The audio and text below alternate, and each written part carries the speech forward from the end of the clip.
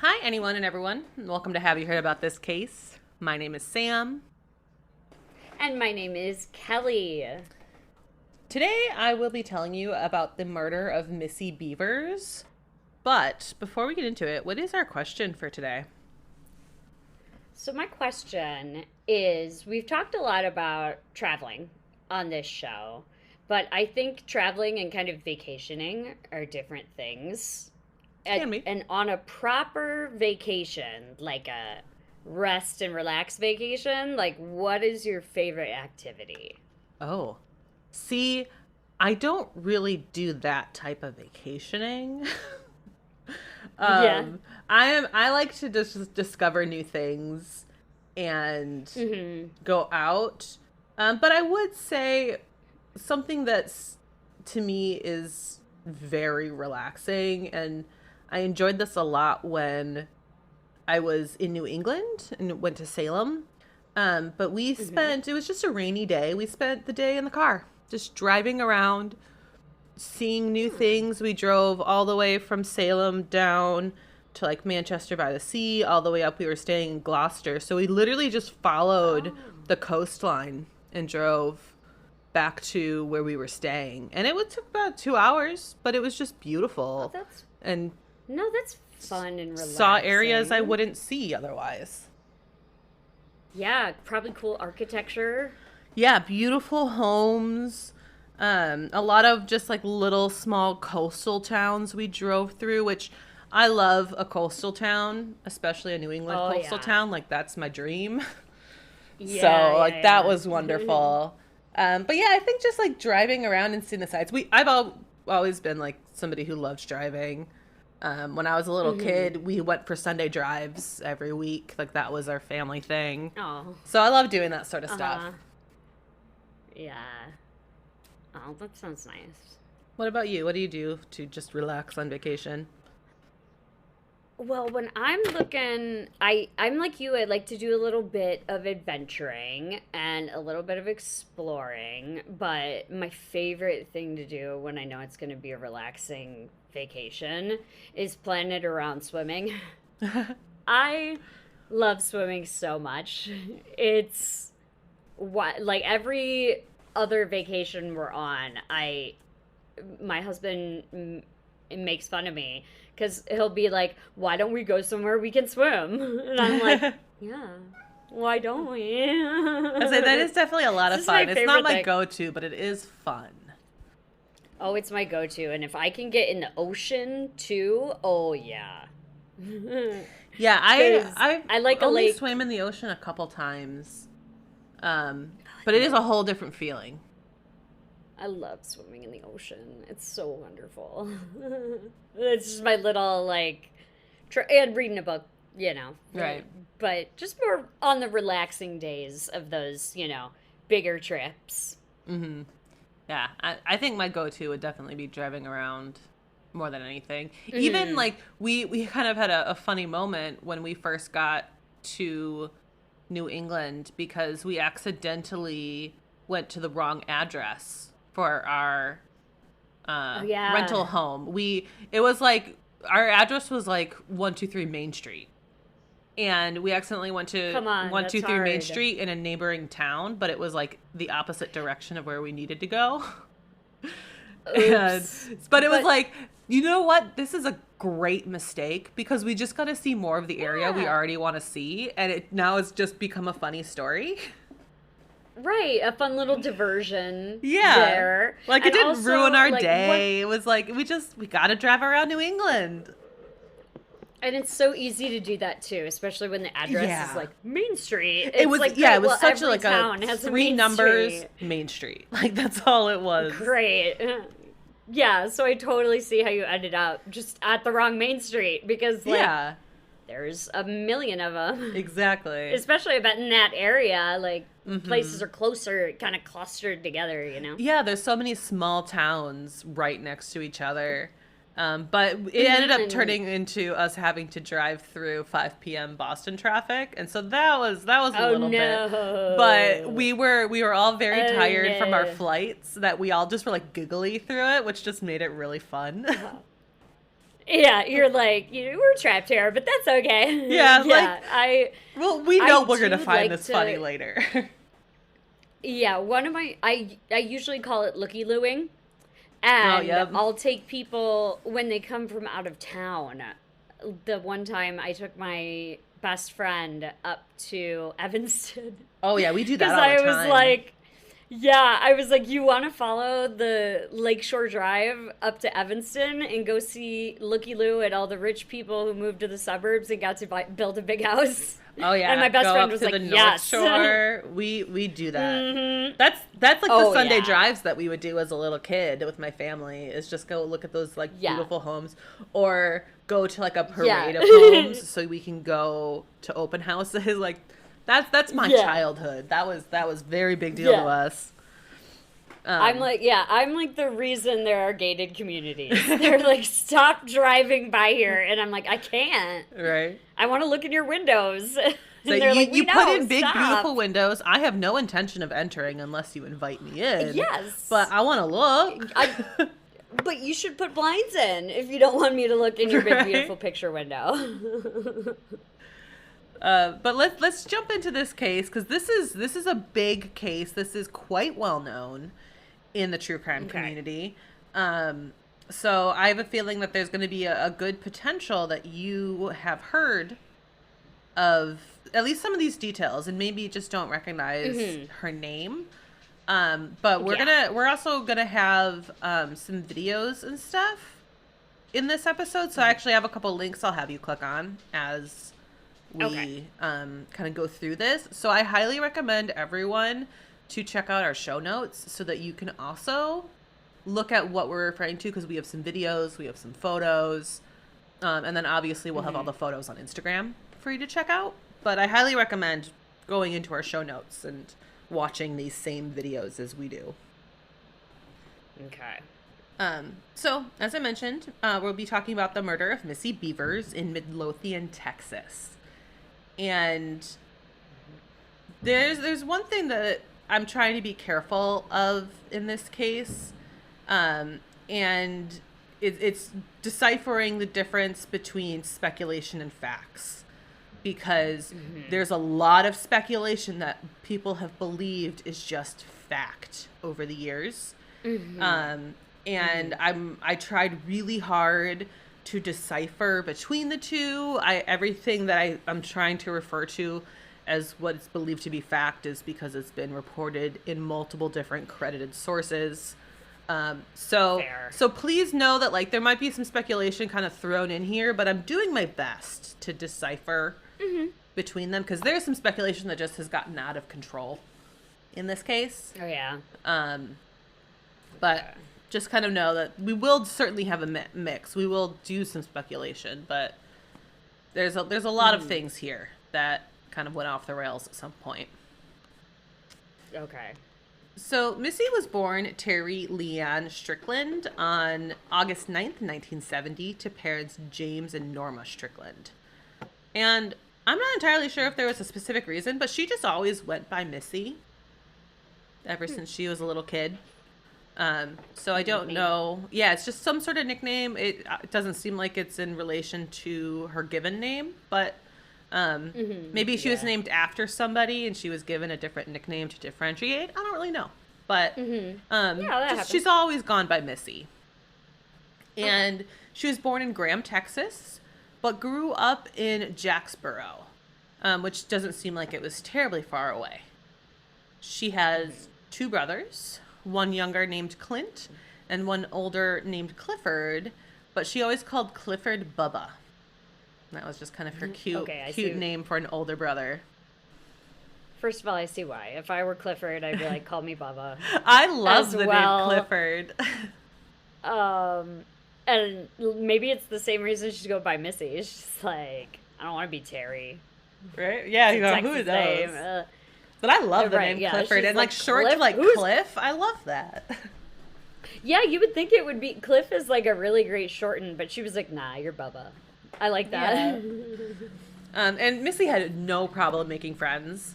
From her obituary, it describes her saying that she, quote, never met a stranger and was always trying to give everything she had to help others. And there were a lot of different sorts of descriptions from different people that really said the same general thing here.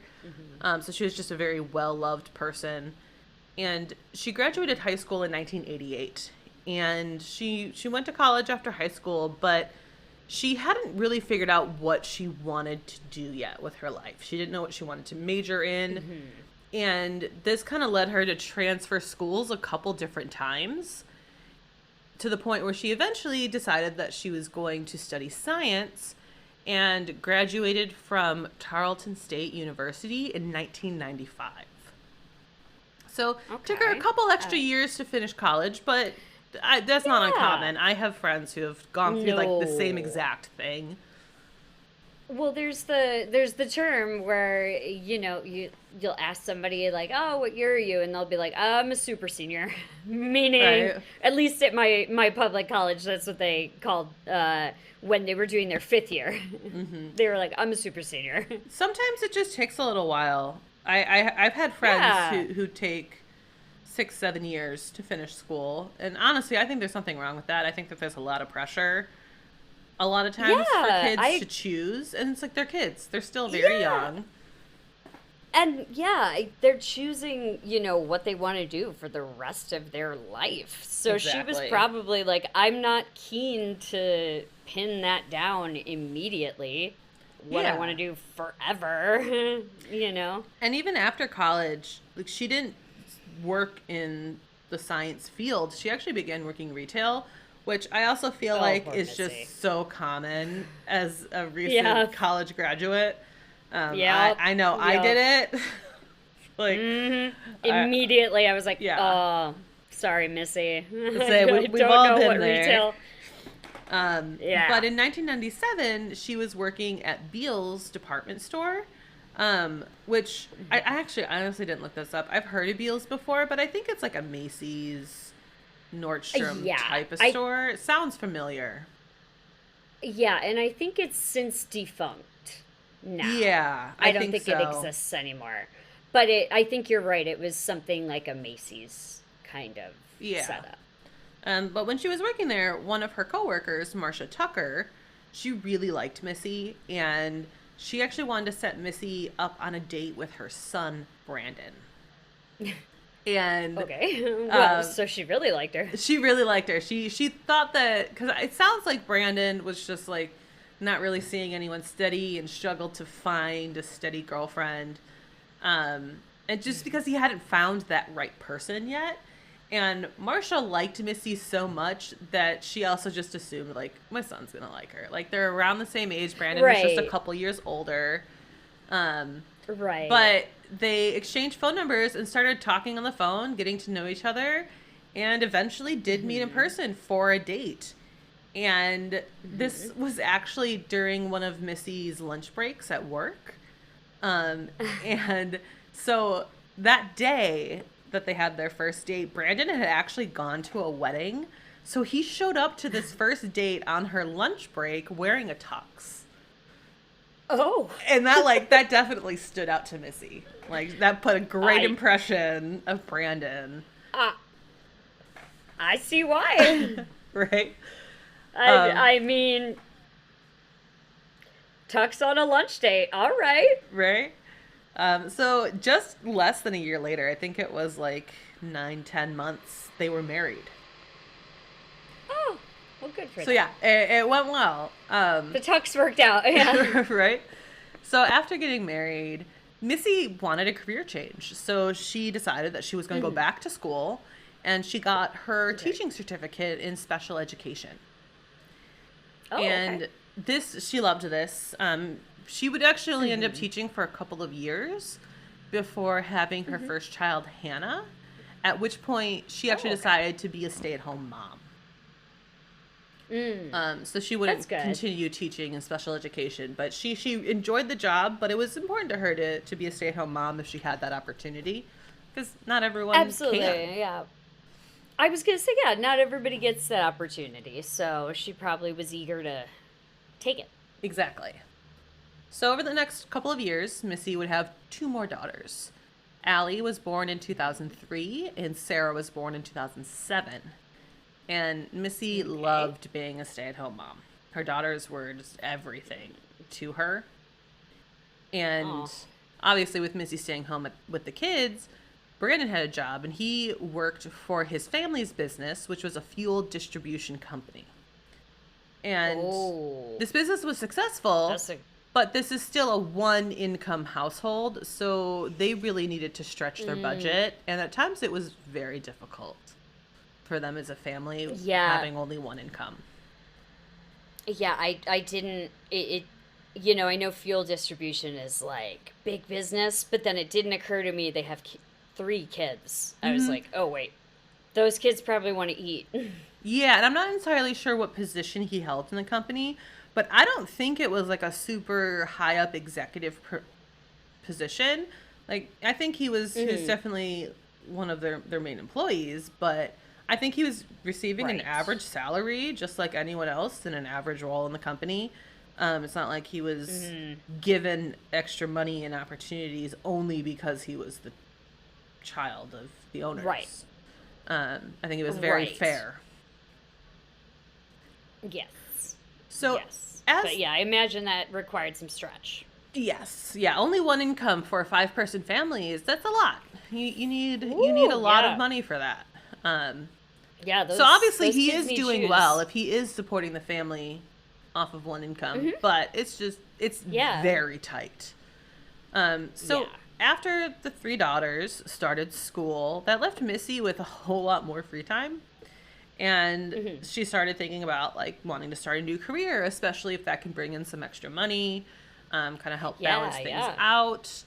So and one additional thing with her wanting to choose an extra career is after having 3 kids, Missy started putting a lot more time into working out because she wanted to lose the baby weight. So she started to kind of combine these ideas, and she became a fitness instructor, and she became involved in a group called Camp Gladiators, which is a fitness program created by a couple in Texas that competed in American Gladiators TV show. So this was a very intense That's a good TV show. Workout, right? And it is intense. Yeah, this program is created multiple chapters that's now kind of across the South, most specifically Texas and Louisiana. So it's like there's these chapters of it kind of across the whole area. So you get local people who become certified in training and start working with this program. Then they bring in their friends, and they kind of just create this workout group. And I was reading some reviews on Glassdoor.com from former trainers who flat out call Camp Gladiators an MLM.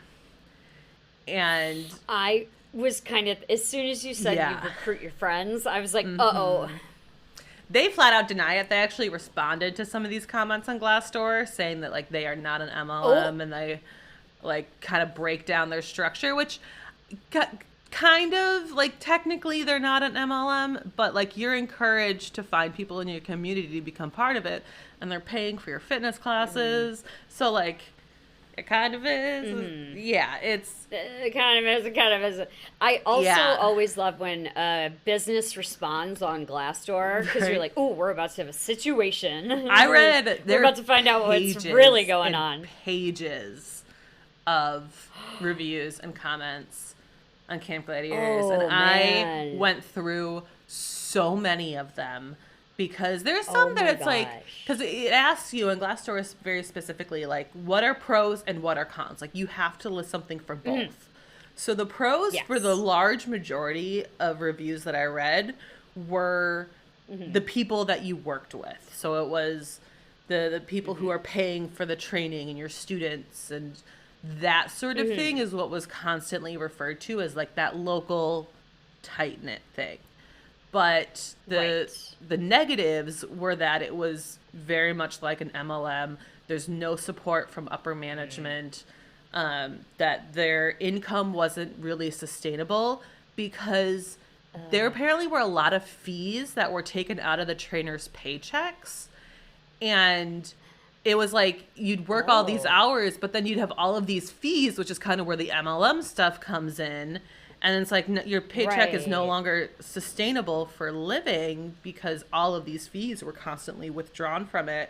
So it's like you need to constantly grind to make that money. Right. But you need to invest in all of these different like tools and training and like all these different things that just end up eating up your paycheck. Yeah, and that gives it the MLM flavor. The trainings and the sign-ups and that kind of thing. And one of the reviews, which was specifically calling out the upper management, said that trainers were, quote, asked to volunteer, and that if you don't, you're not considered a, quote, team player. So it sounds like they were really like grinding them so hard, even though they weren't even seeing the money from it. Right. So it's like, it doesn't sound like this was the best program, but it does sound like Missy was happy in the program. I think. Well, that's good. Yeah. Yeah, well, I think a big part of it, because all the pros that these people were talking about was the local community that it creates and working with your students. And I think that is where Missy thrives. And so that's what made this program good for her. And she's very versatile, you know, and she seems like a real people person because she's done so many different things and, you know, worked with special needs children. She seems very personable. Like, this might be a good environment for her. Yeah. And I would like to note with a lot of these reviews, too, most of these reviews are much more recent, kind of over pandemic time, a little bit earlier than the pandemic. So I did try to, like, go in and find the more historical reviews. And I will say they were nowhere near as harsh as the more current reviews as well. So like some of them weren't great. Some of them kind of talked around the same lines as the more current reviews, but they were nowhere near as extreme. So also when Missy was a trainer there, it could have just also been better. And it could have evolved into this more MLM feeling as time went on. So I think like Missy was happy. Right. Because companies change structure like that all the time. Exactly. And implement lots of really gross stuff. Like, and I think she may not even have experienced. Yeah, and I think that one thing that also really drew her to the program as well was the fact that they had strong Christian values, which so did Missy. She was very religious. She very much followed her own Christian values, and this was something that was really important to her. So being able to kind of combine her love of teaching, her love of fitness, and her Christian values was kind of like the perfect blend for her in this job. And like I said, she really enjoyed it. Okay. Yeah. And so let's go ahead and start talking about the day kind of in question here, April 18th, 2016. And Missy's day started kind of like any other day. It was very early in the morning. She had a gladiator boot camp fitness class scheduled for 5 a.m. And this was in a neighboring town, Midlothian, Texas, because she lived in a town that was about 20 minutes away. And the church was at the class was at Creekside Church of Christ, which, as I mentioned, being a Christian group, they were able to do a lot of programs at church. And I didn't realize it actually happened like at the church. Yeah, usually it's outside.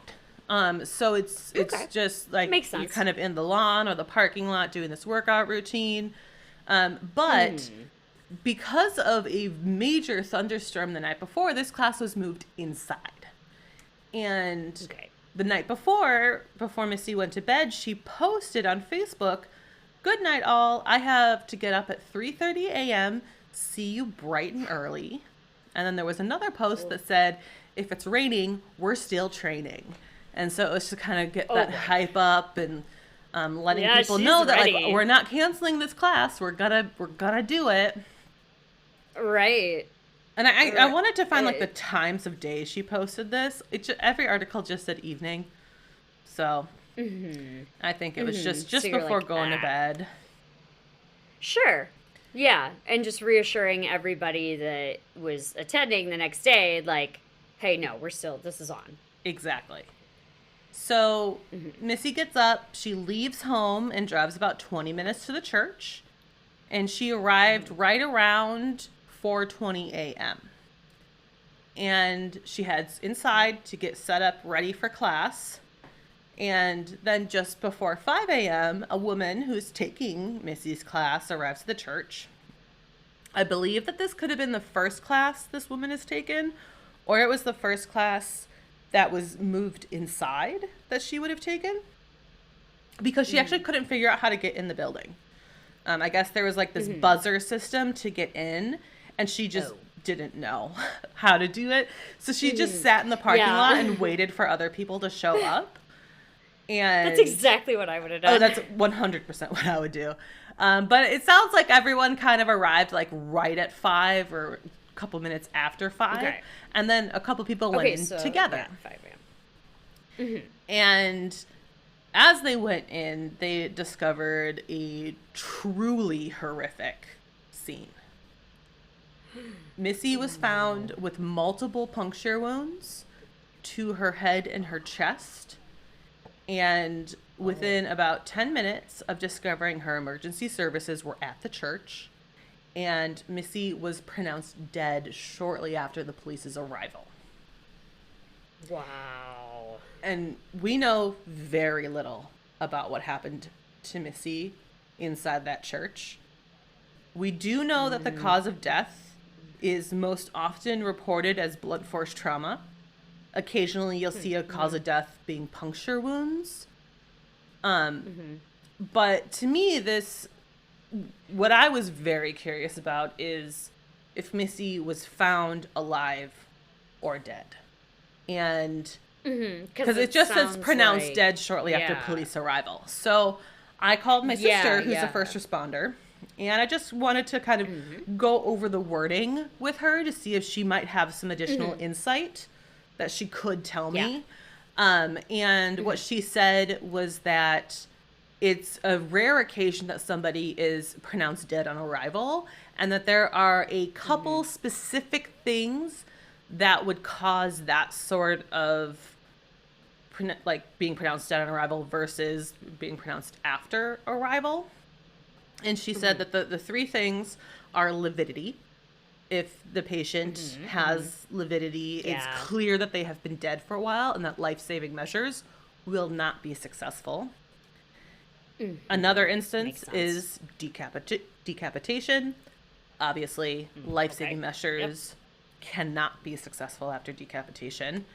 And then the third reason is mass bodily harm, which is kind of same category as decapitation. But otherwise, you show up on a scene as a medical professional, you have things that you have to try before you can pronounce somebody dead. So you have to attempt life-saving measures.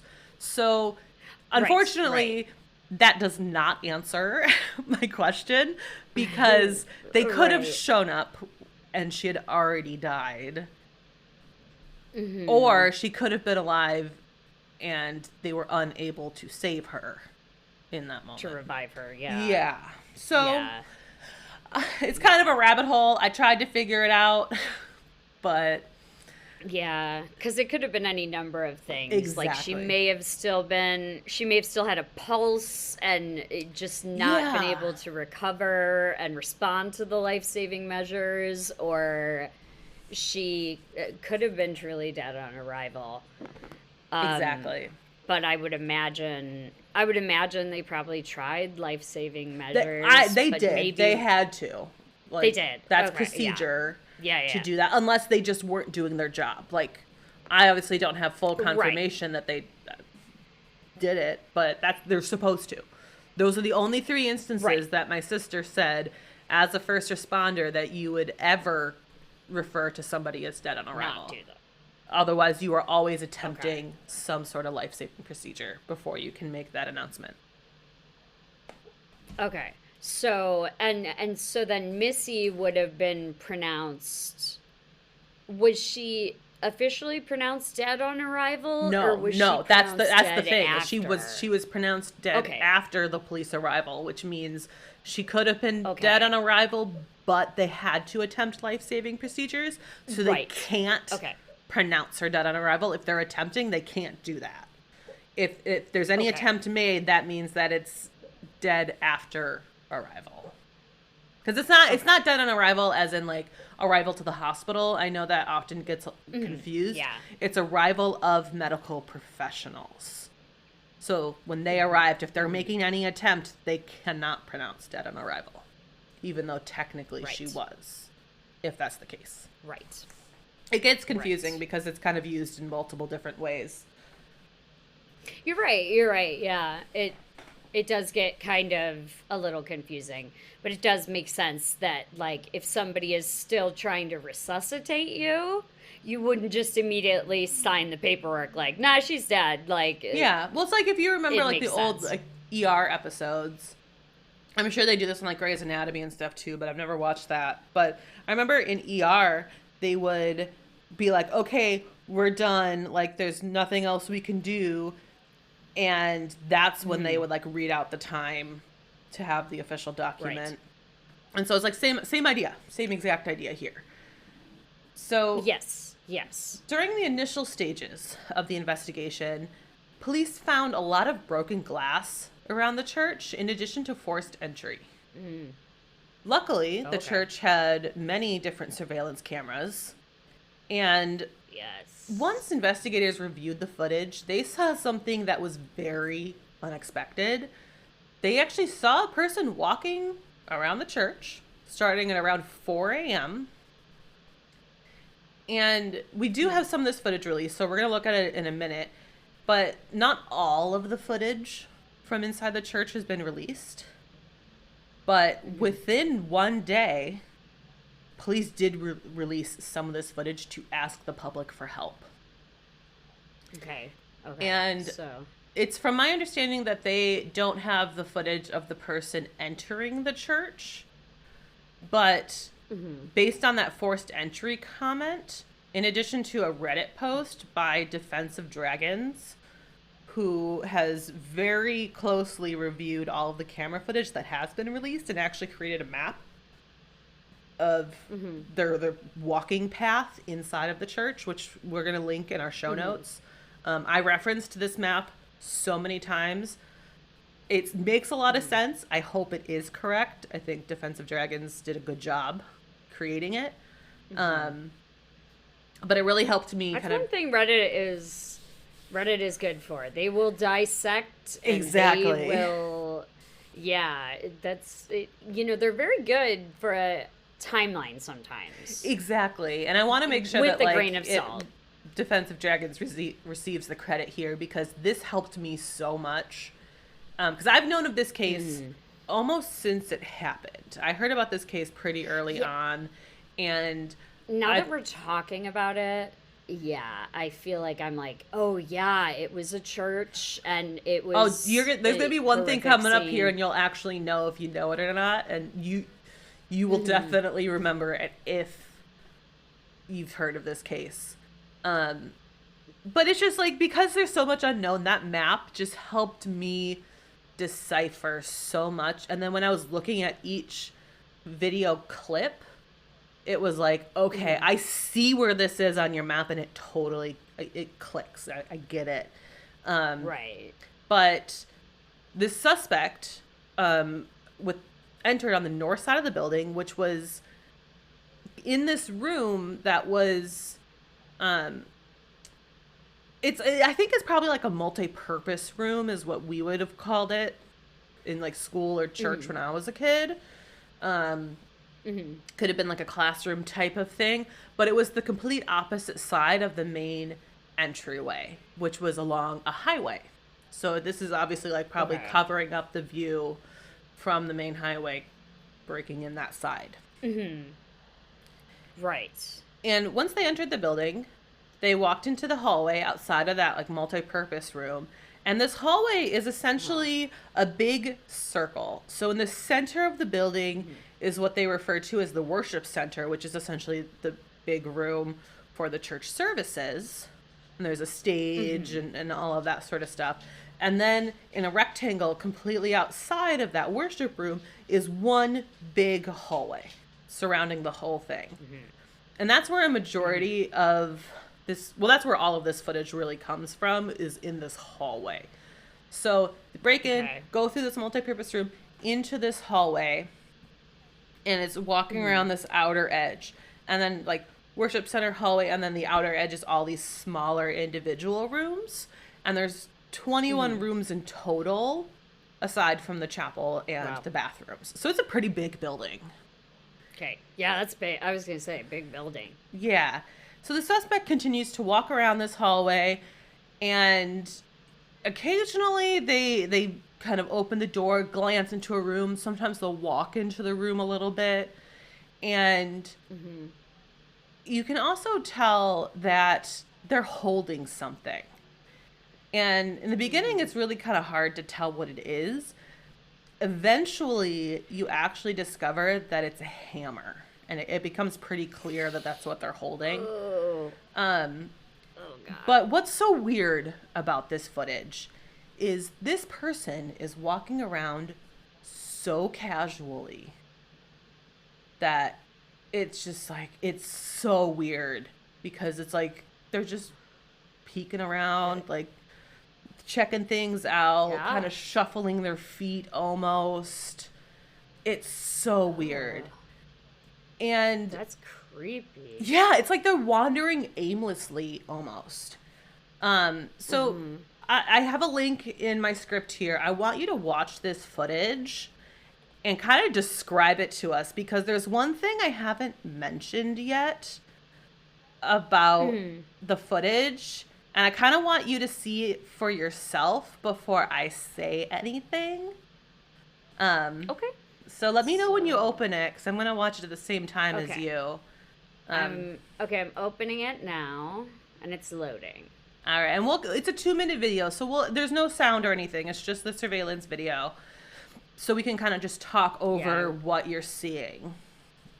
Okay, I've got the hallway now I'm seeing, and I am seeing this person. And they're like putting their hand on the wall. Like they're just, Yeah, I know. Like they're checking stuff out. Like they're a security guard or something. And then, it looks like they've just popped their head in. Is that a police uniform? It is a police tactical uniform. Yes. Oh my God. Okay. I know this. I know this case. I remember the moment you see this, you would know if you've heard of it or not. I was like, because you can literally see, of course we'll post it and everything, but you can it's very clear that it's police uniform, and also it's very clear that it's tactical gear. Yeah, it looks like it's almost like a bulletproof vest, a helmet, black pants. Yeah. It looks like potentially combat boots. It is a pixelated video, and I would like to note that it's very choppy. But the reason it is because these are motion activated cameras. So the camera's like clicking on after the motion begins. So some of them, it's like he's already in frame, and it clicks to it.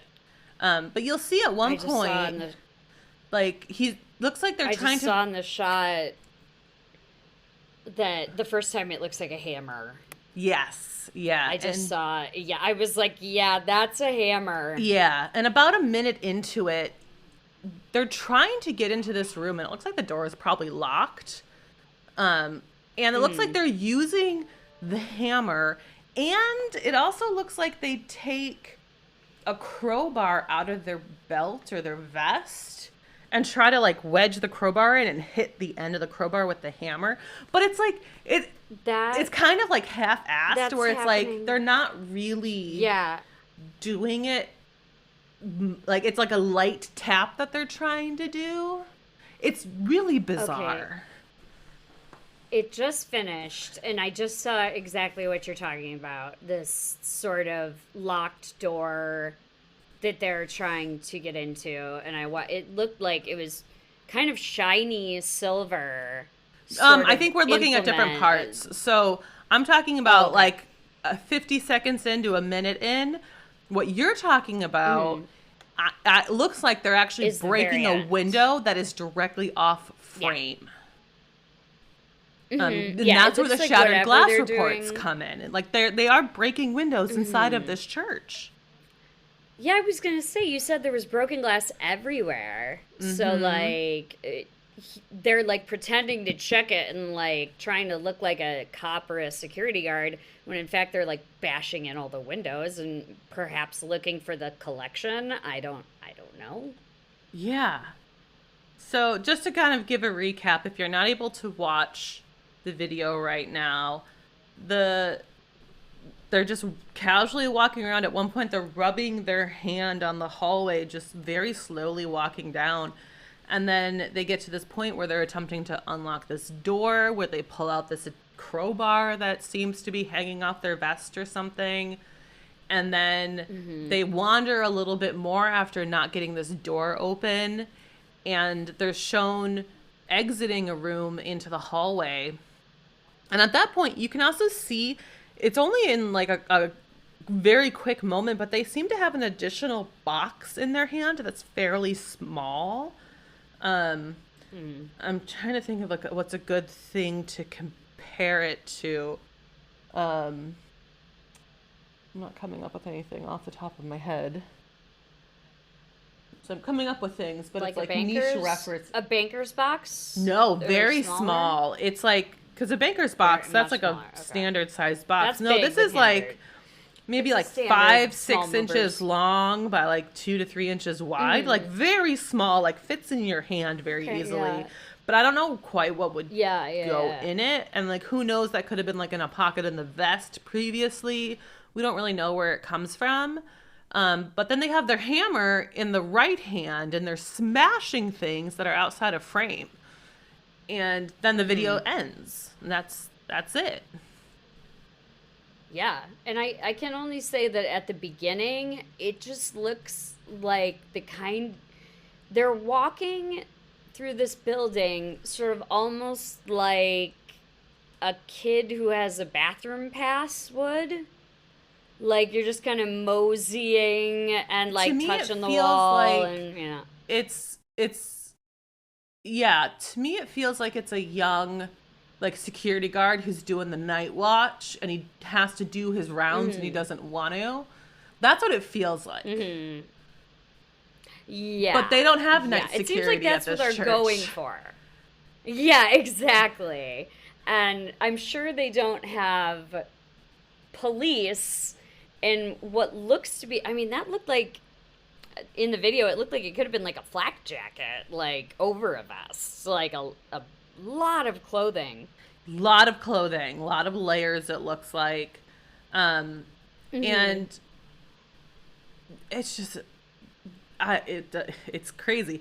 The area where it seems like they're potentially breaking the window, which is kind of the end of the video, seemingly seems to be the area near where Missy was murdered. And this is if Defense of Dragon's diagram's correct, which, as we said, it made a lot of sense when I was reviewing it. So again, I'll link it to their Reddit post. I don't want to post it on Instagram. I want you guys to go to Reddit and see their original post for it. I don't want to take something that they created. So, as to be expected, Missy's husband was the first person police wanted to look into. Just, like, makes sense. Needs to happen. So, Brandon said he was in Mississippi when she was murdered for a company fishing trip. Okay. So, this was easily corroborated by numerous people, co-workers, some of the vendors, and like the captain of the boat that they rented out, like clearly corroborated. So he was very quickly rolled out. All right. And so he's in the clear. Well, he's ruled out, but there's still a ton of debate from web sleuths on if he may still be involved. We'll talk about this a lot throughout here. There are a lot of web sleuths who have gotten themselves involved in this case and thrown out theories as fact. And we'll go over quite a few of these kind of as we go. But Brandon and Missy, they did have some issues in their marriage. Fairly recently at a conference that Missy had attended for Camp Gladiators, she had met somebody who was also attending the conference, and they had some sort of affair. So there's not many more details on it. This person has been contacted by the police and ruled out. So I'm not going to dig any deeper into this person's name or anything, because trust me, web sleuths have done that. And they. Oh, I'm sure. Yeah. Yeah. So I'm not going to go any deeper than that. Right, because they were cleared. Yeah, so. And it does seem like they had communication after this conference, and that there was very flirtatious and intimate communications, which is how the police worded it. But they're like, yeah, we looked into it. We saw this stuff. We understand it. But, like, no. They're not considered a person of interest. Right. So I'm sure some web sleuths think that maybe Brandon had found out. Yes, and we'll get to that a little further as well, because there's a whole thing around all of that. Around that. But Missy's father-in-law, Randy, also became the center of citizen detectives after he took some clothes to a dry cleaner within literally a couple days of Missy's murder, and these clothes were covered in blood. So the dry cleaner, having heard of Missy's murder, immediately called the police and turned in the garments. Yeah. And Randy explained that this was dog blood. He said that his Chihuahua had gotten into a fight with another dog, and that Randy and his wife intervened and had to pick up this Chihuahua and rush him to the animal hospital, where he unfortunately passed away. Luckily, this is easy enough to test. So the tests all confirmed Randy's story. Even the veterinarian came out saying, unfortunately, that this is all right. Yes. Like, it's a very sad thing that his dog also passed away in addition to his daughter-in-law. Like, his daughter, God. Yeah. And Randy would come out and publicly thank the dry cleaners for doing this, because he's saying that, like, this means that citizens in the area are actually trying to keep an eye out and trying to help police catch Missy's murderer. So, like, thank you for doing this. Right. Yeah. Like, don't stop looking. Like, it's, just because this has been released, don't stop looking. Yeah. And we'll go into it more, but there's a ton of speculation when it comes to Brandon and Randy. There's interviews with Randy, and I don't like to put weight in this sort of stuff. But there are interviews with Brandon literally the day after Missy was murdered, where it doesn't look like he's been crying. It doesn't look like he's upset at all, really. And he talks very clearly and matter of fact. And even the people interviewing him comment on this, and he's like, I'm just trying to, like, keep things together for my kids. That's what matters right now. Yeah, that's true. So, which is a big reason. He has like 3 children. Yeah, I don't want to put a ton of weight in it. And honestly, I forget who said this. I think it was Mile Higher. They covered this case, and they brought up something really. I think it was a well said statement, because they were saying, like, yeah, if there were issues in their marriage as well, and there was actual, like, talks of divorce, which we don't know if that's the case or not. Like, this is strictly speculation speaking. But what if he was already so tuned out of the relationship that his grieving process is just going to be different? Like, just naturally would be different. And I think that's a good statement, because we don't know what happened behind closed doors. We clearly know that things weren't great, but we don't know much more than that. Right. And I mean, it is entirely possible that we're talking 3 kids here. So, like, 3 young if they kids. see 3 young, if they see dad start crying, then they know something's really, really wrong. Yeah. So, and, like, that's something so horrific. That. How do you try to explain that to your kids? you might even just want to try to buy time, and not reacting much yourself might be a way of doing that. So I don't put a whole lot of weight in it. But web sleuths have really, really dug deep into that video and tried to point out anything and everything that they could. So yeah, I don't know. Well, there's more that we'll talk about with them. But just about 2 weeks. Yeah, I don't know if I'd hang my hat on that either. Yeah. That's what I was going to say. So just about 2 weeks after Missy's murder, an information about a warrant was released. And it was released to the public, so like literally anyone could have their eyes on it. So many people who are invested in this local case, because this is also the first murder in 7 years in Midlothian. So it's like, this was a big deal, and this was so brutal and so horrific that the whole town is on edge and wanting answers. So when this warrant came out... Yeah, in this setting, and like everybody must have been whacked out. Oh, yeah. And this public information on the warrant came out, and this is actually what brought Missy's affair, like, to become public knowledge. So...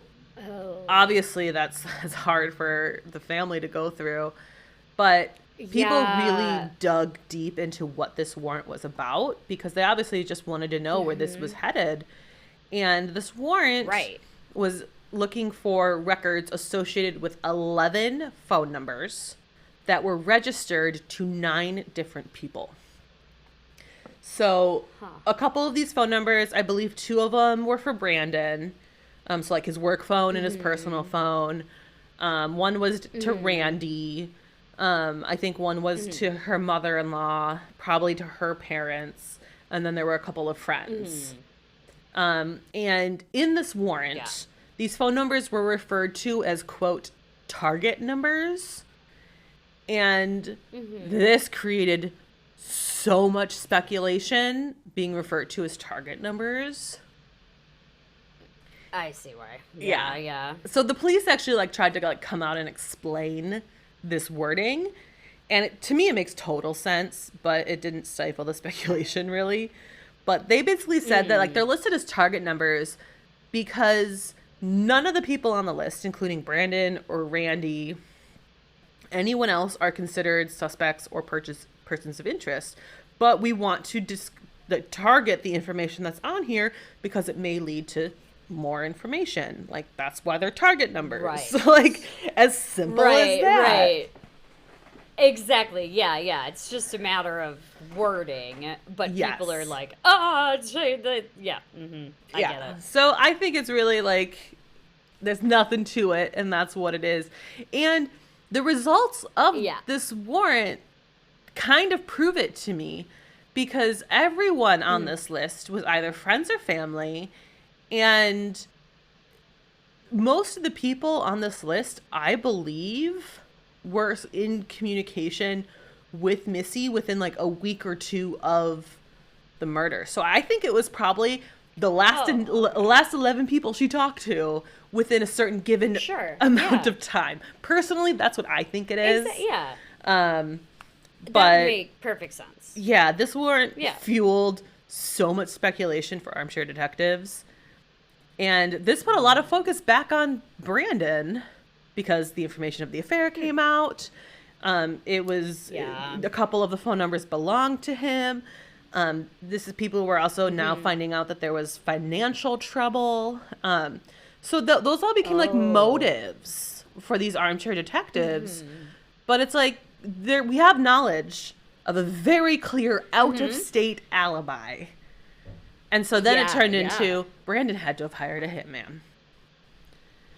Right. I was going to say, like, way back when we said that people had, like, been looking into it still, I was like, do they think then that he hired a hitman? Yes, because there's so much corroboration. Yep. Well, another theory, which we'll get to. But I'm going to say right now, there's no real evidence of this. Other than the lack of other suspects. Like, that's really what it is. Yeah. So people just really kind of jumped on this bandwagon. And then it turned into Brandon and Randy working together. It just kind of evolved. And yeah, this is like spiraling. Yeah. And one thing that we didn't mention when we were watching that video earlier was the suspect had kind of a limp. Their right foot was turned out a bit, and they had a limp on that right foot. And it gave them a very unique gait with the way that they walk. Yeah. And that's why Randy I said, like, kind a of, high school student. Yeah. Almost ambling. Yeah.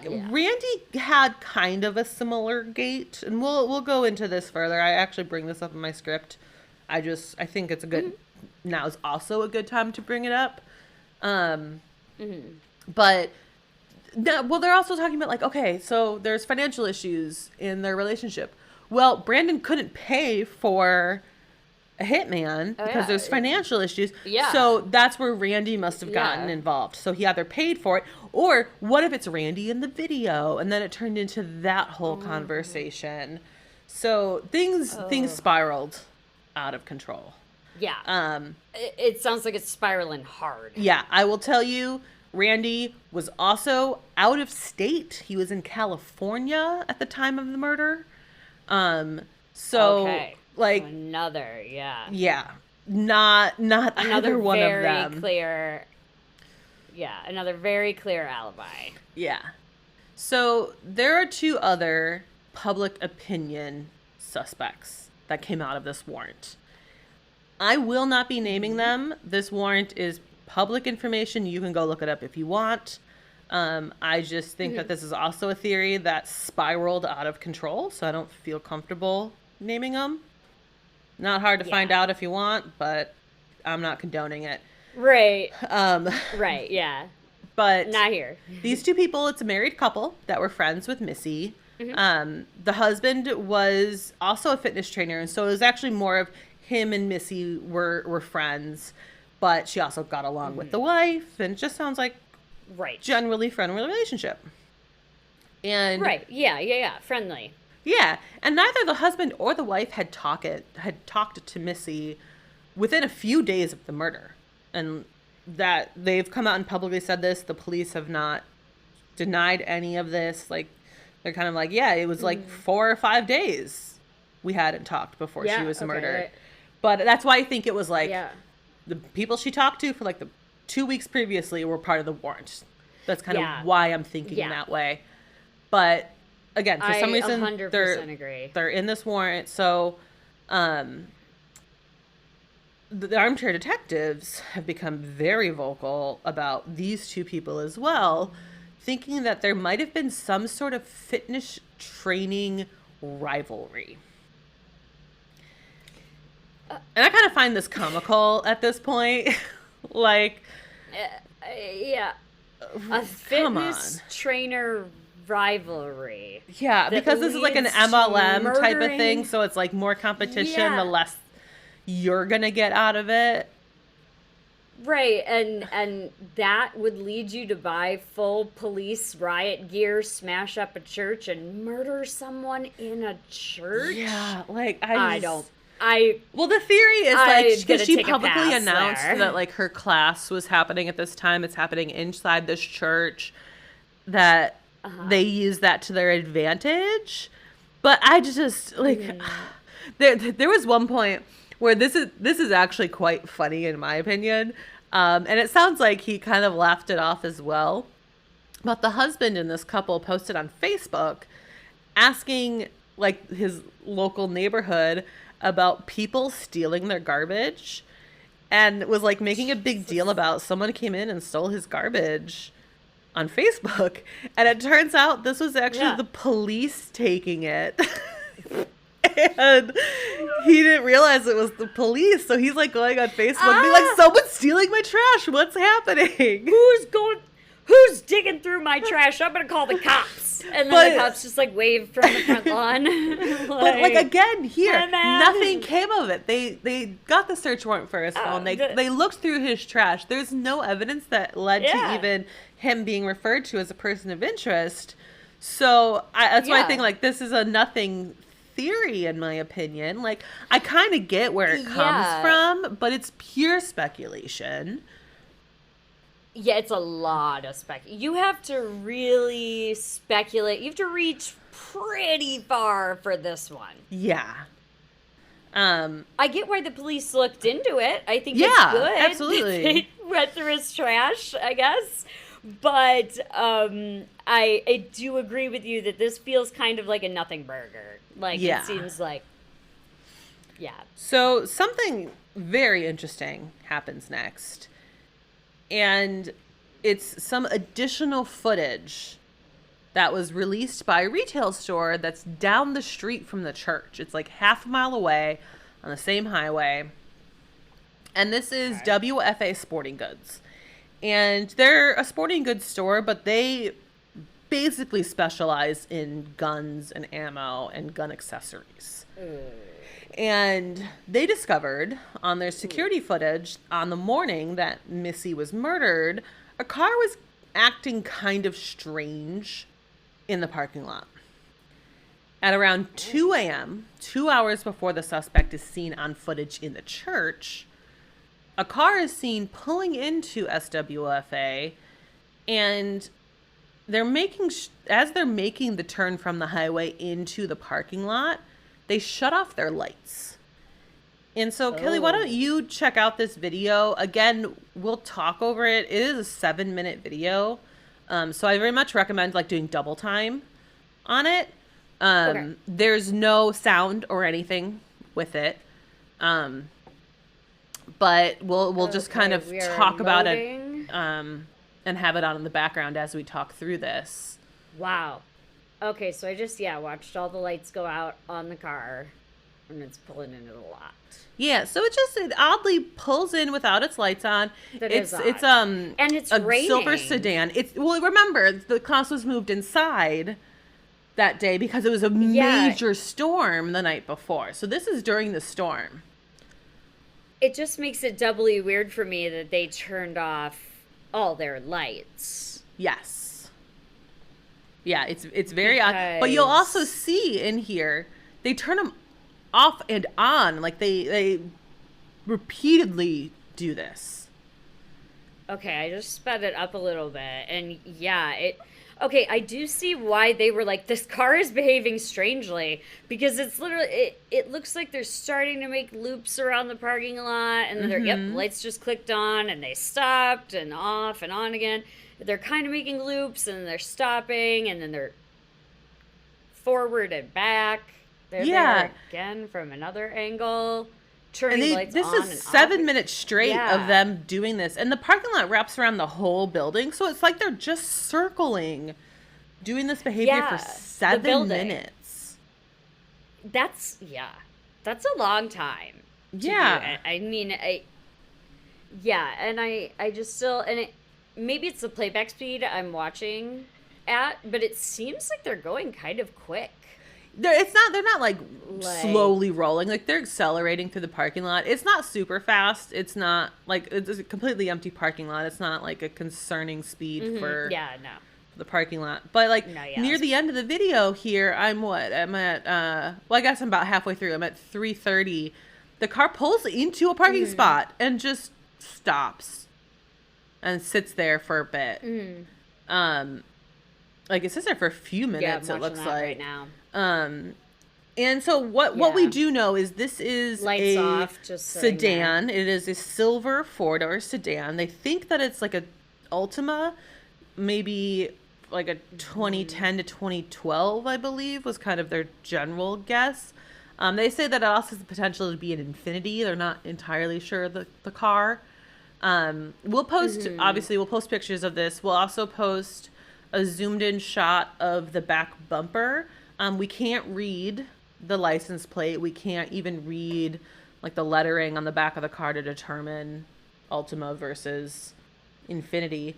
But there is what looks like a bumper sticker on the top of the bumper right below the license plate, like centered, that we can't tell what it is. It's a circle. It's like one of those mile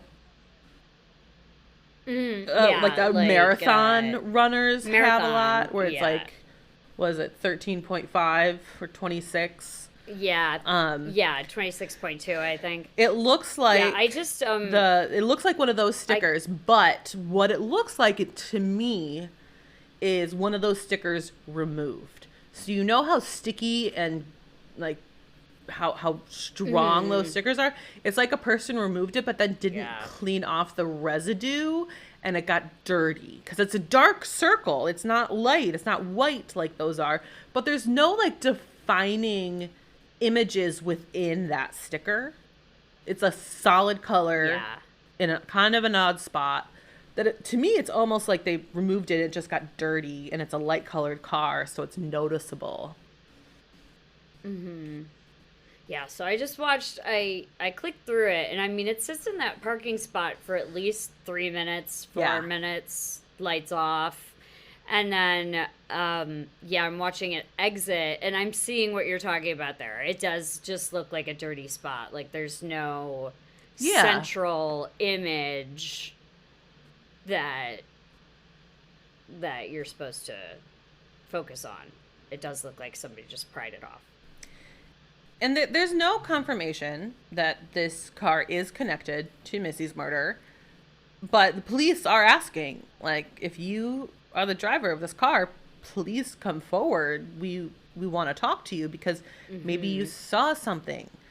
Because this was 2 hours before the murder, so it's like they're half a mile down the road. It could be 100% unrelated. They could have saw absolutely nothing, but hey, you never know if this is you, come forward type of thing. So like then we go to the thought of like, okay, what is this car doing? It's acting very odd. And my immediate thought, and you might laugh at this, is something mechanical is happening with the car, because I can tell you, I am positive there is security footage of me somewhere driving oddly in a parking lot while testing some sort of mechanical issues on my car. I promise you that footage exists somewhere in the world. I did that last weekend in my own apartment. So my apartment has video of me doing this a week ago. So yeah, maybe it was just some poor guy caught out in the storm and his lights are malfunctioning. Yeah, maybe it's a light issue or a brake issue. He's trying to get him to work. Yeah. Because the rain is coming down in this video. Like, it's a big thunderstorm. Or maybe they thought they would just ride out the rain and like hope it would pass soon enough and waste some time going through the parking lot. Like, who knows?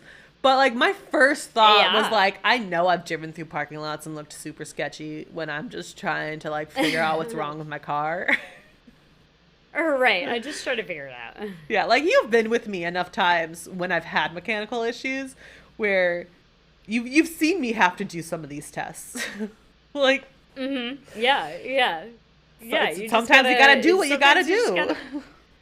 You gotta pull it around and see if it's working, and and truly maybe the lights flicking on and off thing is a mechanical issue with the lights. Yeah. And that's why they're pulled over in this parking lot, because they don't want to be driving on what looks like a main thoroughfare. It's a highway. In the middle of a thunderstorm. Yeah, it's with no lights. Highway. Yeah. Like even like last week, I was having a brake issue on my car, and I was doing circles in my parking lot for a good 20 minutes, just like testing out different speeds and like stopping and like to figure out like where my issue was stemming from. Like, that literally happened a week ago. That was last weekend I did that. Yeah, so that's entirely plausible. Yeah. So, like, we don't really know. This person has actually never come forward. So it is odd. But it's impossible for us to know really what happened unless this person actually comes forward. Yeah. So it's like, it could be something as so incredibly simple as that. Or it actually could be something more, because what, like, it could have been someone even just staking out that store. The area. So, like, okay, what are they doing if it wasn't something mechanical? because of the lack of information and the fact that it's a 2-hour time gap, I'm personally not convinced they're related. The 2-hour time gap is what gets me. And yeah, and just, I don't know if, I mean, you said it was what, a half mile down the road? It was 0.6 miles down the road. It's so close. Okay, so they probably, it's not like they have to drive a little bit. Like, it's so close just to down the road. Yeah, I would be more compelled by it if there was like a visual of the church from this parking lot. No, but it I don't think it was like that it might close. have been too far away. Yeah. It sounds like it might have been too far away to even have like an eye shot of the church. That would make more sense to me if they were connected. A lot of people are like, it's the person keeping an eye out. But the 2-hour time gap doesn't make sense to me if that's the case. Is because you would think that person would be there around the time of the murder. Right. And then another theory that a lot of people have is they were staking out multiple businesses down that stretch of road, and they got to the gun shop and potentially realized that there was more security and went down to the church, which was just next on the road. But then what are they doing for 2 hours? 2 hours, yeah. So I get hung up on that. But like really what I think is a better possibility is the fact that they're completely unrelated and that they actually might have wanted to rob that gun store. And that might be a reason they're not coming forward. Because it's not uncommon to have a gun store be robbed. And according to everytownresearch.org, in 2021, there were 900 reported robberies at gun stores, which is over 2 per day in our country. Wow. And so I think that there's the potential that they were staking it out. And another reason why I think this is a potential, which is kind of funny and I kind of love it, is that this specific store, SWFA, actually calls people out on their YouTube who do stuff in their store. And I honestly wonder if this car is like testing out if they're going to get posted on their YouTube channel to see like how diligent they really are. Because like some of the videos on their YouTube, it's kind of funny in my opinion, but they've put in, they call them bandits. They always have like funny titles to their videos and they give like zero context to any of the videos. But it's like people attempting to steal things in the store. Or there's one, it's just titled The Block-In. And I don't know what's happening. I have no clue the context, but there's somebody who exits the store and as they're walking out, there are 4 pickup trucks that immediately pull in and surround their car. And then the video ends. That's it. Oh, jeez. Okay, so there's a lot of weird stuff going on. Yeah, there's another video of this guy just walking around shopping, and it looks like out of the bottom cuff of his pants, a little white baggie drops, and it's just titled like "Customer Drops Cocaine." And it's like that's all it is. They're posting it on their YouTube channel. Shit's going down at SWFA. Right? Like, so it does make me wonder if someone is kind of having this odd behavior to kind of test out how they would react. Yeah. I don't know. To a robbery. Yeah. That would make a lot more sense to me. That's what makes sense to me. Is like they're just unrelated. Honestly. The 2-hour time gap is too much, in my opinion. Yeah. Because really what we're talking about, the church, again, is only 0.6 miles down the road. And then you're maybe changing clothes, and then doing what? Yeah, and that's something before you're seen. That's something that's really scrutinized in that car video. is you can't see into the car, really. At least you can't see the driver. But there is like one frame, like one little piece of video where it does really look like whoever is sitting in the front seat is sitting really far back. Like they'd be a tall person. It does look like they're potentially wearing all dark colors because it's kind of like a black void in the driver's seat. Yeah. Which could match the description of what the person in the church was wearing. But all you could really tell is it looks like the seat is pushed pretty far back. But that's kind of all you can really tell. There are people who are like, oh, I totally see the SWAT gear. There are people who say all this stuff. I don't buy it. I don't see it. It's possible, but I don't see it. No, I mean, you just heard me in real time react to both of those videos. And it took me maybe 3 seconds of watching the surveillance footage to be like, is that person in SWAT gear? And I just watched 7 minutes of this car pull around, and never once did I say or see, like, through the window, like, oh, that looks like it says SWAT on it or police on it. Yeah, you couldn't see anything inside of the car, for sure. No, but let's go ahead and go back and talk about the surveillance video from the church. And let's dive into this a little bit more. Yeah. So why the SWAT gear? Like, I have a couple theories. And the first and honestly the simplest, and with that potentially just the Occam's razor answer, is this person thought it looked cool and it disguised their identity. That's it. Like, surface level. Yeah. It did the job it needed to, and it looked kind of cool. In their head, at least. Yeah.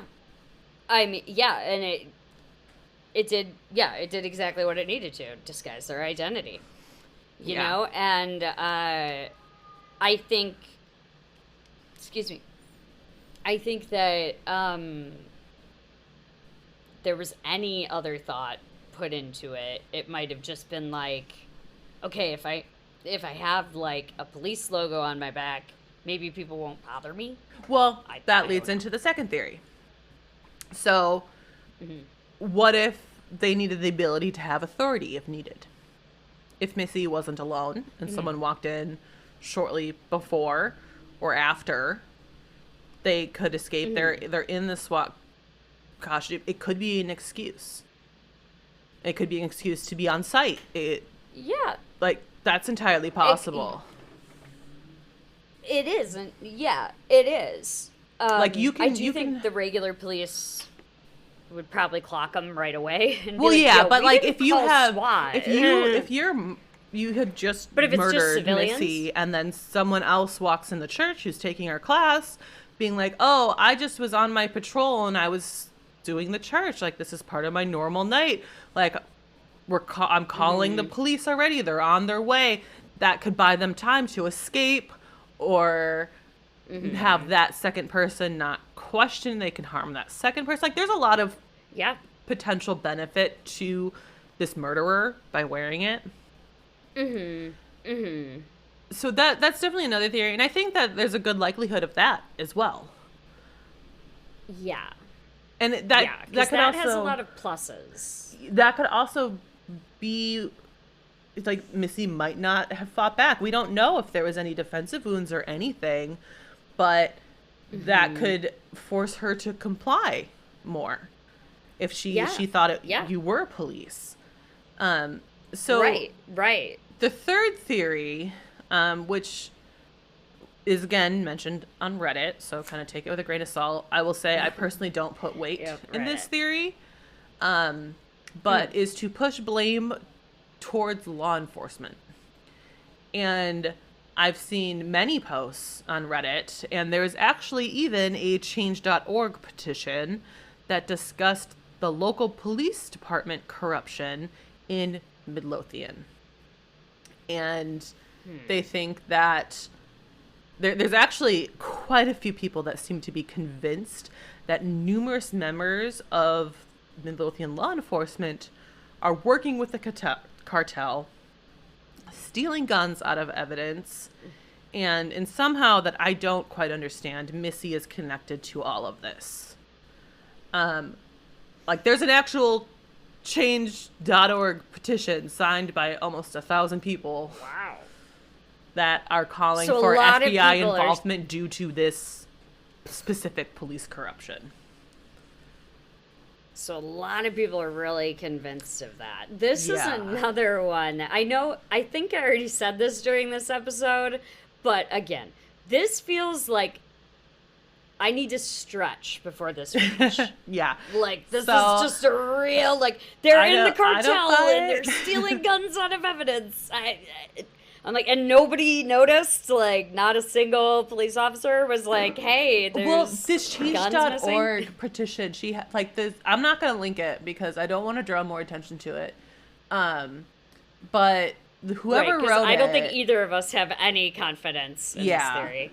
Whoever wrote it, like, listed all of these different things as examples why the why the FBI should become involved because of this corruption. And one of them was, first off, that Missy was apparently friends with the police chief or, like, one of the detectives on the case, and she had lunch with him 2 weeks before her murder. So, of course, there's involvement there. And I'm just like, you're a small town. Like, I'm friends with cops from my small town. I was gonna say that's so innocuous. Yeah, and then another point just because she was friends with them. Yeah, right. Another point was that there was some sort of firing or forced resignation for an officer who was stealing guns out of the evidence locker for the cartel. I Googled this. I can't find any evidence of it. I found other things. I found like stuff that post Missy's murder that's like, okay, that's a little weird. But I never saw anything from around that time. So yeah, I don't buy it, but hey, it's all over Reddit as the theory, so I brought it up. We're going to move on. Yeah, because that just sounds like a Reddit sensationalization. Like, I feel like if there was a forced resignation over somebody taking guns out of evidence, that definitely would have shown up somewhere. Yeah, I couldn't find it. But another odd thing about the video that we are very much unsure of, and I've noticed I've kind of like flip-flopped a little bit in just my wording throughout this episode because I didn't want to give this away. But is the suspect in the church male or female?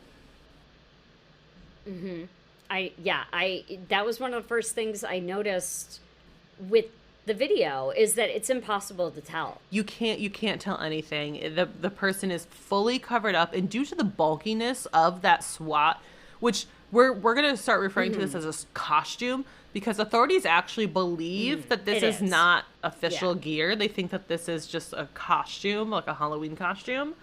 But it makes it so difficult to determine the sex of the suspect that there's no confidence whether they're male or female. And Brandon actually believes that this is a female. Like, his gut feeling is that this was a woman who did this to Missy. And even just like the way that they walk a little bit, there are times where people believe it's a bit more of a feminine walk. I think that's really hard to judge myself. Especially with the fact that it does seem like there is a limp. It's really hard to tell, in my opinion. But the police have come out and they said, we don't know if this is a man or a woman. Right. Okay. See, yeah. And then that's the police confirming it. Yes. Like, we don't know that yet. Because it's truly, you can't tell. Because like I said, it looks like they're wearing a flak jacket over a vest. So I think it's actually a vest like over. I've watched so much of this video. It's only like 2 minutes long, but I have watched it so many times. I can't tell if it's a really dark navy blue or a black, but I actually do think it is a vest over like a long sleeve cotton shirt, but I think there are things underneath the cotton shirt. So it does look like it is kind of bulky and almost jacket-like, but the way the material moves to me is more like a t-shirt type of fabric versus a jacket, but you can actually tell that it is a vest that says police over it, that is a slightly different color than the vest itself. So that's why I'm like, I'm not sure if it's a super dark blue or if it's a black, but they're slightly, they're either different blacks or they're more of a blue. And that's, I'm sure, why the police are like, we're pretty sure this is a costume, because typically our blacks match.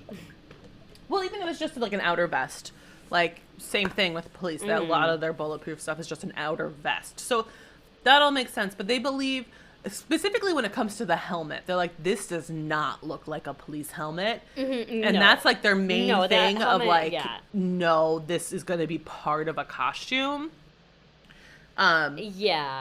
But that's something I should have mentioned as soon as I watched the video. It looks like a motorcycle helmet. I was like, that helmet...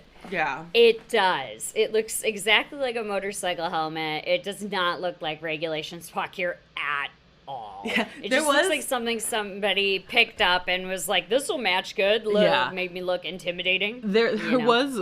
I thought this was really funny, and I don't buy it at all, because I'm pretty sure... I saw a couple reports on it that the police did like a whole, I forgot, there's a terminology for it, but they did like a whole phone sweep of the area where it's like they can see any cell phones that were in that general area when the crime happened. I know they did that in Delphi. And either this person didn't have a phone on them, which is entirely possible. And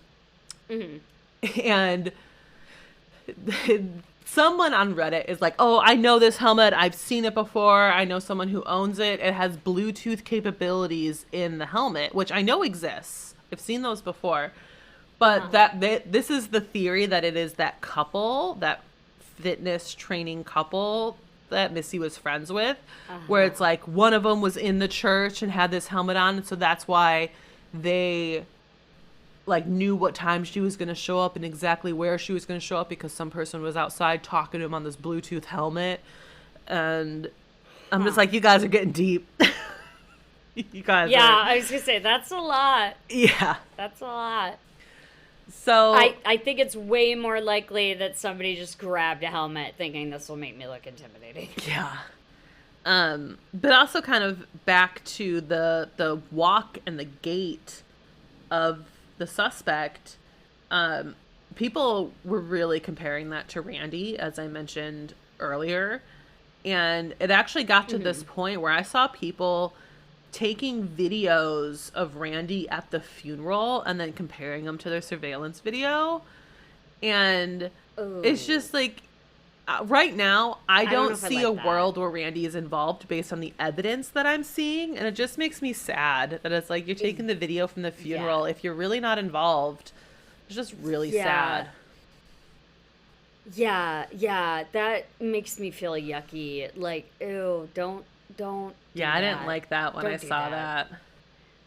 At a funeral? God, I mean, if you're that passionate about this man who is out of state being this suspect, wait until he takes his garbage to the his end of his driveway to record his gate. Don't tape a funeral. God. Yeah. But I feel like there are two main scenarios based on what we know. Obviously, there's very little public information that we have. So with the possibility of some unknown speculation thrown in here, my first theory is that Missy was essentially collateral damage. Someone was robbing the church, or had some sort of grudge with the church. And to me, it isn't crazy to think that a church may have some cash in it and some expensive items that could be sold or pawned. This was a Monday morning. So this is coming out of weekend services. You know, they do cash donations. It's not that's exactly uncommon to think there's cash in there. No, when I first saw the video, I was like, they're like poking their heads in, maybe looking for the collection. Like, it was the first thing. Well, also think that about, I thought of. Like, if you don't know there's a fitness class in there as well, you enter a church at 4 a.m., you probably think you have a couple free hours just to roam around to get a lay of the land and figure out where stuff is. So, I honestly, I don't know if I believe this theory, but I can understand it. So, kind of, there's not much more to it than that. Missy would have walked in, and they panicked. But, like, killing somebody with blunt force trauma is just so extreme. But you also know, like, that's not necessarily a crime of passion like people used to think it always is, where it's so brutal. It could be fear. If she walked in, that could have scared the person. And obviously, that's not the right thing to do. Right. But you don't know how your body's going to react and how your brain's going to react before you even know what's happening. Right. And I mean, you hear it all the time. Like, it's always the theory on the table, robbery gone wrong. Like, they didn't mean it, but like, just like you said, they didn't mean to kill Missy, but she was essentially collateral damage. And there's no reports of like anything missing out of the church, but if they were wandering and then got caught wandering, maybe they just didn't want to go back and take the time. They just wanted to flee. It's possible. I understand everything that would have had to happen there, and it does fit, but it's not the only scenario that fits. So, second theory, which has a ton of different scenarios within it, is that the intent of the suspect was specifically to kill. Whether it's to kill Missy or to kill anyone else who were to walk in the church. Watching the suspect walk so casually before the murder makes me think that they were waiting. It's just my own personal thought, but it seems like they're waiting for something to happen. They're just buying time, not looking for anything, just kind of getting a lay of the land. Yeah. Just ambling around. Yeah. And there's a lot of posts on Reddit that mention the fact that the suspect wasn't checking a watch. And how, like, they're waiting for something, but they're not wearing a watch. How do they know? Well, no one mentions this, and I just feel like I've been in enough churches in my life to know there's clocks in a lot of churches and a lot of the hallways and a lot of the separate rooms. Maybe not in the chapel, but there's a lot of clocks. It's like a school. Yeah. There's probably, like, they can probably see the time as they're walking around. They don't need to check a watch.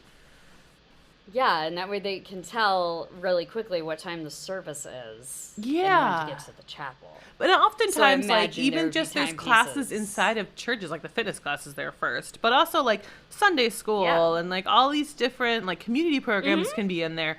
So, yeah, they have clocks in a lot of those side rooms. And in the video, you can see them going in and out of those side rooms a lot. So, I don't buy this whole watch thing, but I can't tell you how many times I saw it brought up where I'm just like, I feel like that's a moot point. Like, I don't feel like there's any need to elaborate further on that, because I think there were options that weren't as obvious to check the time. But, yeah, it seems odd to fixate on the watch. Yeah. So I think that they were waiting on somebody and that they kind of knew a general timeline. I think that also comes with, personally, I think they were there for Missy. And I think that coincides with the fact that she posted on Facebook and made it very clear where and when she was going to be there. She even said that she's waking up at 3:30 in the morning, so they showed up at 4, knowing that she probably lived 20 minutes away. Like, I think those all fit together a little too nicely. Yeah. You're right. They do fit together quite nicely. What I'm I think trying to figure out is who would do this. Well, I don't know who, but I have a theory on why. And we'll get to it in a little bit. Okay.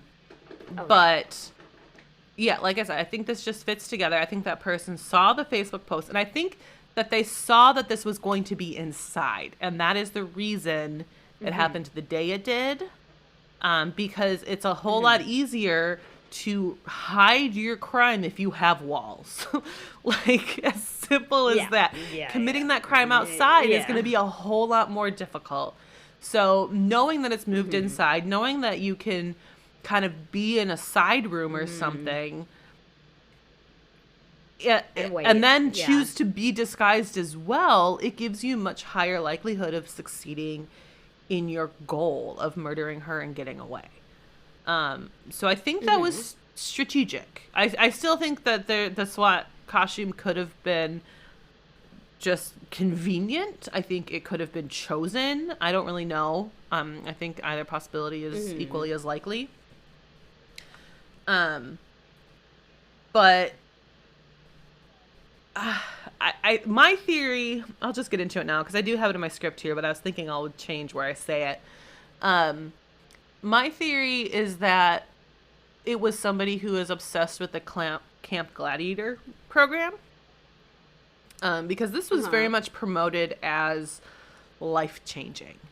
And Missy herself gave personal testimonials about how it improved her life and wanting to lose weight after the kids and how it got her into this really healthy workout regimen.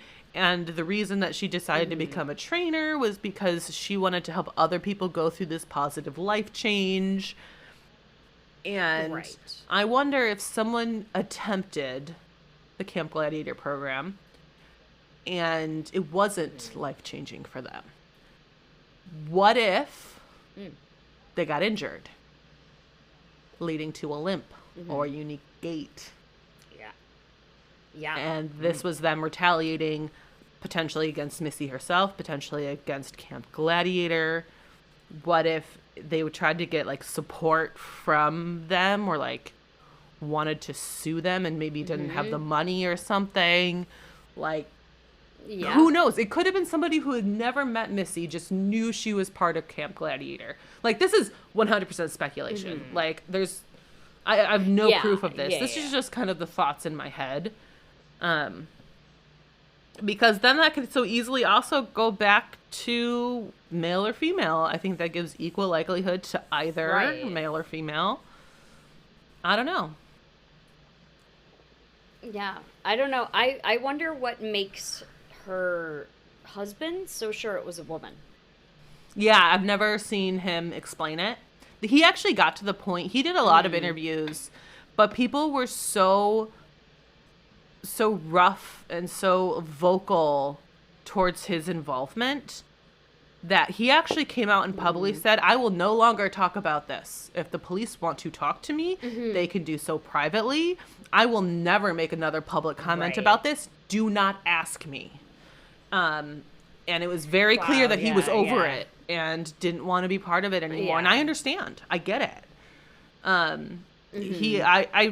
almost read it in here, but it was kind of long. But he did write a public letter to the media saying, like, I don't want to go through this again. And it actually made me kind of debate whether I was going to cover her murder or not. Because there were times when he's just like, I don't want to relive this. I don't want people talking about it like this anymore. But at the same time, which is kind of the reason I chose to, is because of the fact that I think it's also incredibly important to try to ditch that speculation that was believed to be fact.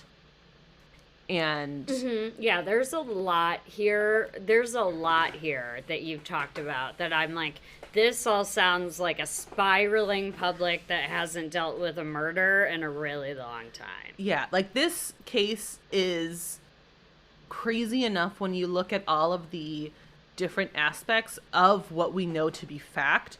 You don't need to add in more lore to it. That's what you're trying to do. It feels like like let the facts try to speak for themselves and try to make an educated decision before putting things out there as if it were fact.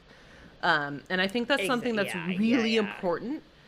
And I would love to see Missy's murder be solved, and I think it's possible. I really do, because this wasn't that long ago. It's a small town. People talk. It's such an odd crime. that I really do There's so think much footage. it's possible to solve this crime. And I would love to see it be solved, because I know that this one has taken the true crime community by storm. People want to see it solved. And I would love to see the right answers come to this family. Agreed. Especially those poor 3 children. Yeah, there was one point to know what happened to their mother. I didn't want to dive into the children too much, because I don't want to involve them. I don't think that is right necessary. They probably have heard. Yeah, they've heard enough about this their whole lives. Probably why Brandon came out and said, "I'm not talking about this anymore." Because, exactly. Like, his daughters are probably getting older now, and there was one point, I don't know which child it was, but I think she was part of like 4-H or something. And she was competing in the fair with one of her pigs. And she won first place, so she won a good sum of money. And she asked if she could donate it to the local police so that they could put more resources to finding her mother's murderer. Oh, wow. Unfortunately, you can't do that. That could be viewed as bribing. So they're not allowed to accept it, but that she wanted to. And I think that's shows such a kind heart and care for your mother. So she ended up donating it to a charity that she felt a lot of importance in. I can't remember it off the top of my head, but it was a name I was familiar with, and I believe it's a very great charity.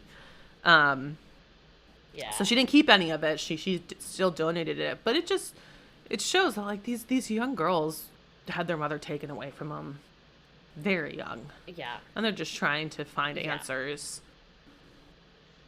Yeah.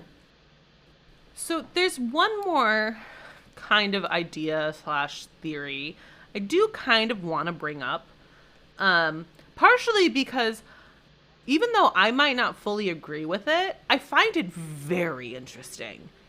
And unfortunately, this person received a lot of flack on Reddit because of it.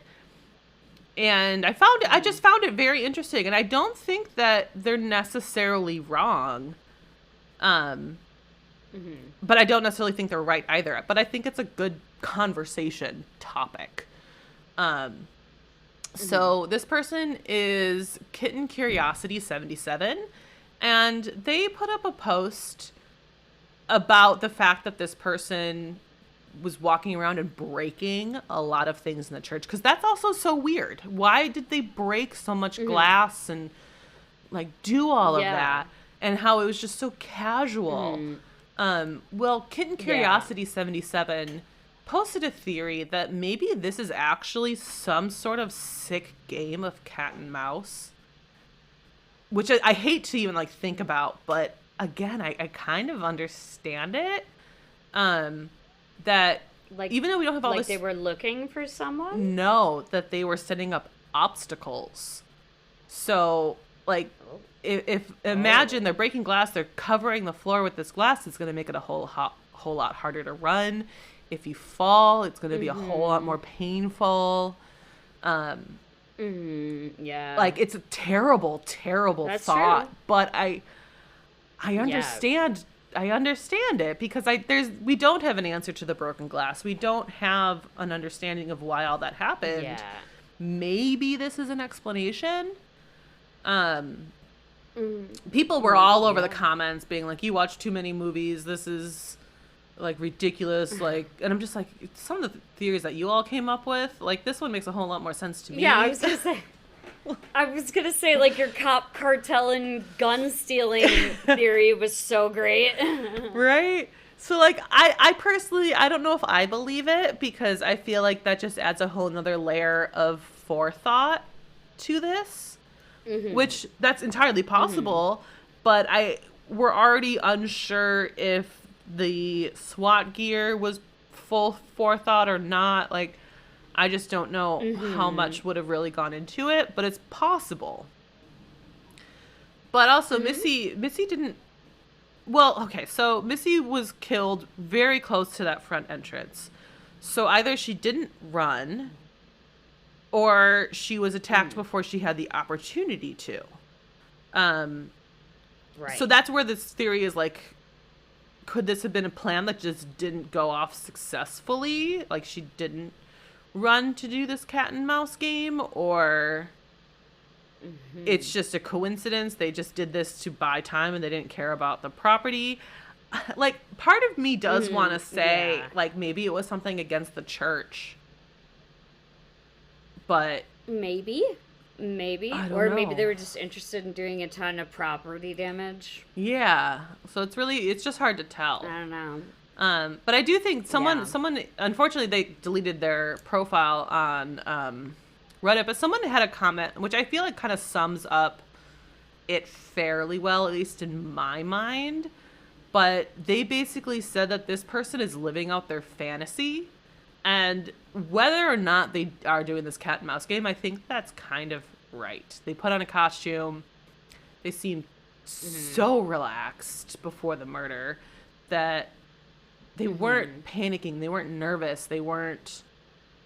No. Like, they were waiting for this to happen, almost. And that's kind of like living out their fantasy. Yeah. Like, they're just waiting for that moment to do what they're planning on. So yeah, like, I really have no answers on who could have done this. I gave you my general theory of maybe being a former client or someone that is associated with the Camp Gladiator program, but there's no evidence to support that. Yeah. Do you have any thoughts on ideas?